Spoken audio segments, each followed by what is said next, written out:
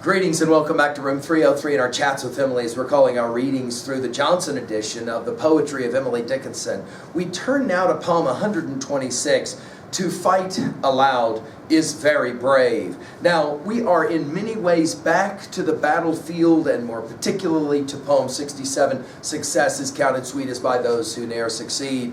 You'll remember that that poem ends with the imagery of someone dying on a battlefield. We're going to have a similar kind of referencing happening here. I want you to notice all of the martial language of this poem. Now, our assumptions are that you've been following our stuff at learnstrong.net, down that left-hand side, again, Chats with Emily, our playlist.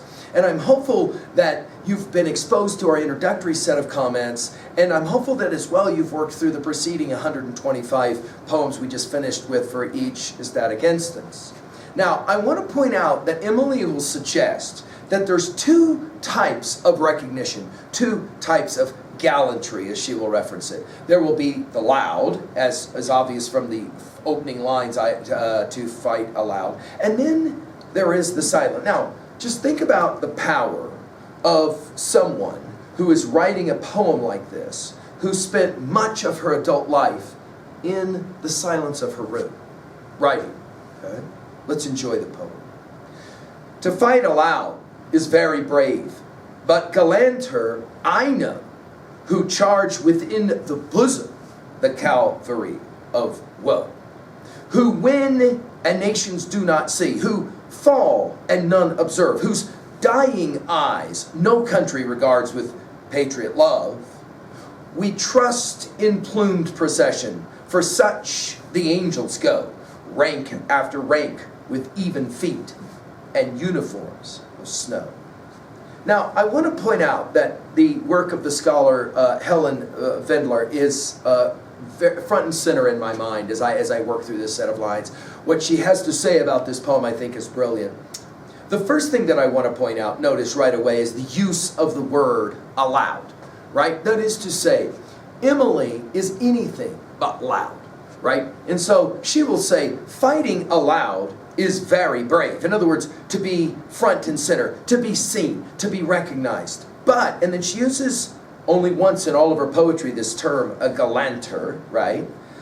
I know, and then notice know with woe. Later in the poem it will be go and snow. So clearly she's playing some word games, sound games here, right? And also she's going to start with I and end with we. Did you notice this?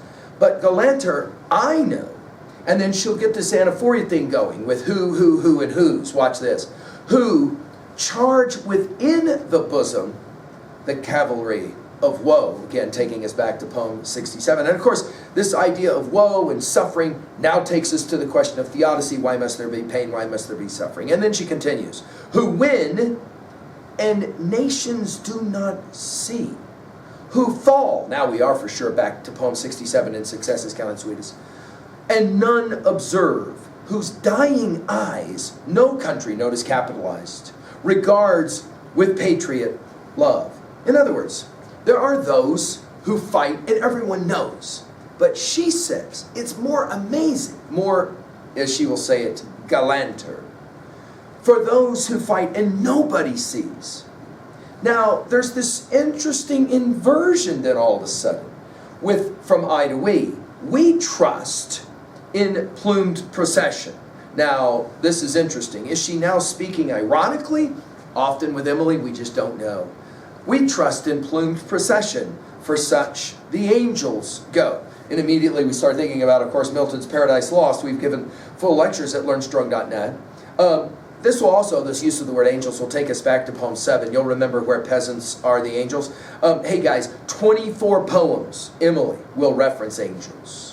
For such the angels go, rank after rank with even feet and uniforms of snow. When we hit poem 325, this will be that poem. Of tribulation, these are they, denoted by the white, the spangled gowns, a lesser rank of victors designate. So when we hit that poem, we'll come back to this idea here. Now, what exactly is it that Emily is arguing here? Well, I love what Vendler says. She calls it the heroism of unobserved lives. And I love that.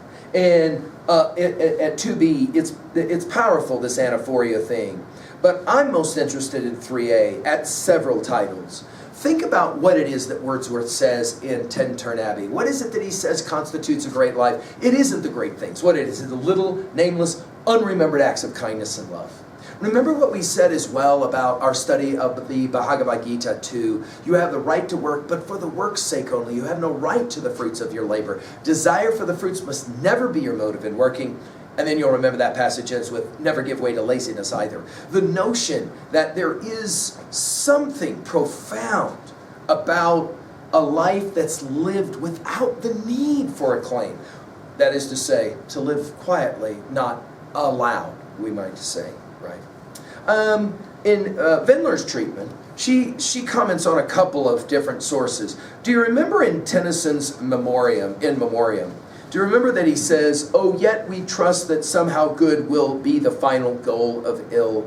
Behold, we know not anything. I can but trust that good shall fall at last far off, at last to all, in every winter change to spring," which of course reminds us that it is in fact Shelley who will say in Ode to the West Wind, "If winter come, can spring be far behind?" That belief that it's okay to live the quiet life, not the loud life. By the way, in Wendler's treatment, she will spend time with Gerard Manley Hopkins in honor of Saint Alphonsus Rodriguez. It's a remarkable poem, and it runs like this. Lay brother of the Society of Jesus, honor is flashed off exploit, so we say.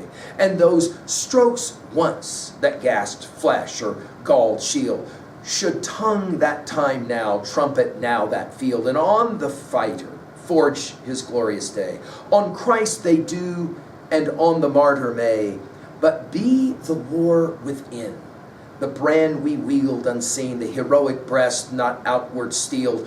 Earth hears no hurdle then from fiercest fray, yet God, that hews mountain and continent, earth all out, who with trickling encrapement veins violets and tall trees makes more and more, could crowd career with conquests while there went those years and years by of world without event, that in Major Alfonso watched the door.